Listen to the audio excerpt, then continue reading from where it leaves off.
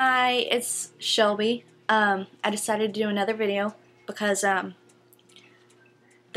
video that I did with the index cards got a pretty awesome response that I wasn't expecting at all. I was expecting maybe a few shares on Facebook, a few comments, but I got quite a bit more than I expected, really. And all the things people were saying to me afterwards and just the words of encouragement and stuff, it was very good for me, and getting it all out there was very therapeutic, and it's helped me a lot. And now I'm tearing up. Wow, this is ridiculous. A lot of people came up to me in school saying that they cried so much, and I just felt so bad because my purpose in life isn't to make people cry, I don't think. Maybe. We'll find out. But it was really good. So anybody who shared it or who liked it or who commented on it or anything, just thank you a lot because it's kind of been awesome.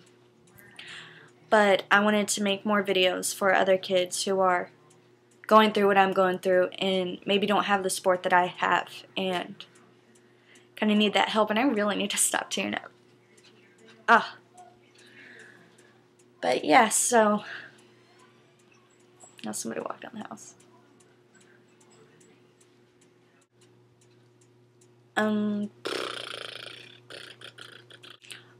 What I wanted to talk about in this one was getting the diagnosis, because that's basically the first step in any cancer situation is the diagnosis.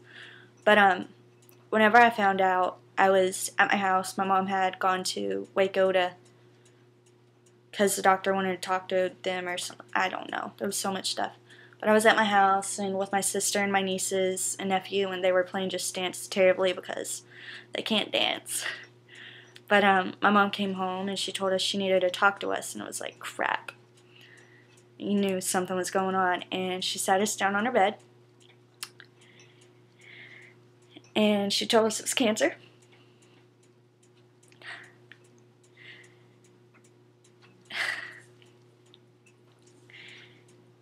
And I remember Olivia, she just started crying. And I told her to shut up because I didn't want to hear. I'm a terrible person. And Mom told us it was lung cancer, that it was pretty bad.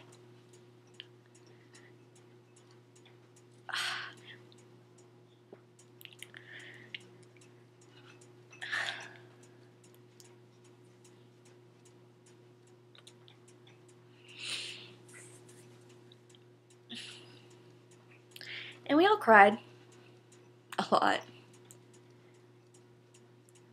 And the first thing I did was I grabbed the phone. And I called Johnny. And then I called my teacher, Miss Kay. Then I called Carrie. And then I called my friend Jordan. It was just, and none of them knew what to say to me because I don't think you ever know what to say to somebody.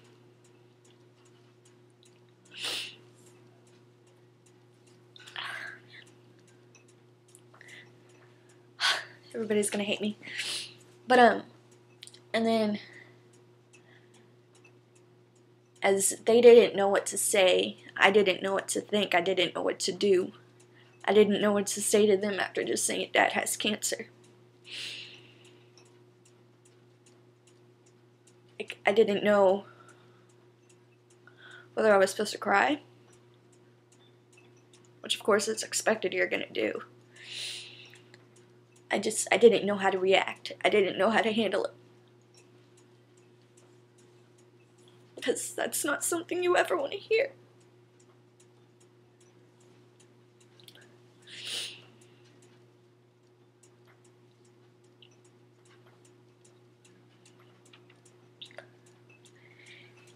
And I went to school the next day just to like get stuff because I was taking the rest of the week off. And everybody was looking at me weird because they had already heard it. And I didn't want people to like feel bad for me, but it's gonna happen. And it was really odd. And then I went up to the hospital because Dad was about to go into surgery. And I couldn't even talk to him. I just cried. And I cried. And that went on for a few days. Like, I would just walk in there and start crying, and it was so... I always got mad at myself because I always thought this may be my last time I get to see him. And I don't want to be crying whenever I do. Because that's not fair to him. And that's not fair to myself. That's not how I want to remember his last few days, as me crying.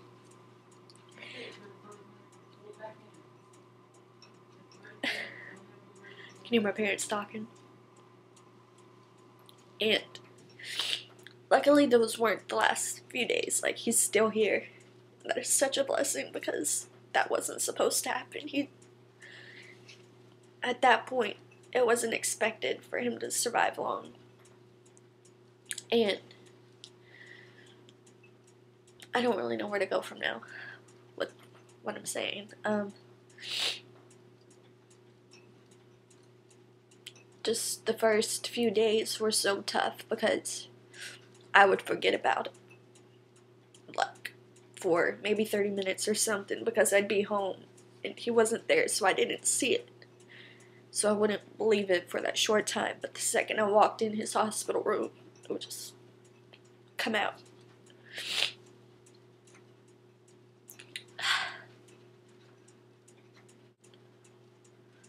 And I just remember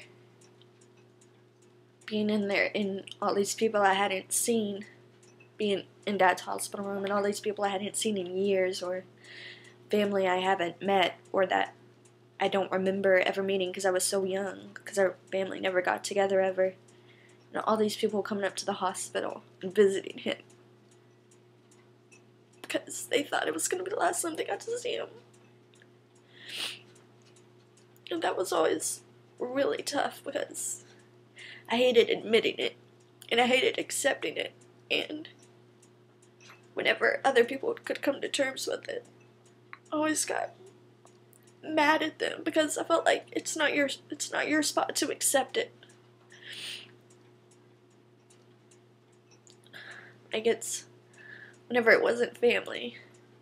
If it was one of my friends and they're like, well, I've accepted it, and it's just like, it's not your spot to accept it. It's not your dad. It's not you going through this, it's me. Don't tell me you've accepted it. And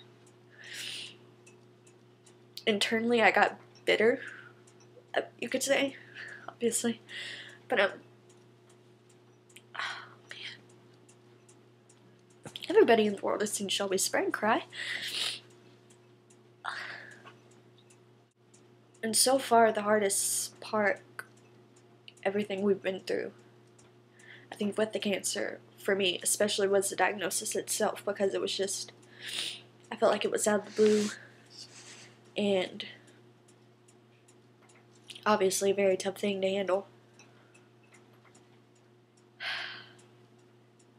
So I think I'm going to cut it off at that. I'm going to make more, like, what it's like whenever he gets sick and what life's like at home now with it. I think that'll be good for me. So if you guys will just bear with me while I do these, I think it's going to help me a lot. Be good for me. So that's that. I'm sorry if I made you cry. I don't think I should apologize for it, but I don't like making people cry, so that is that. And until I see you cool cats at school, or maybe I don't know you and I make another video. Until then, so bye.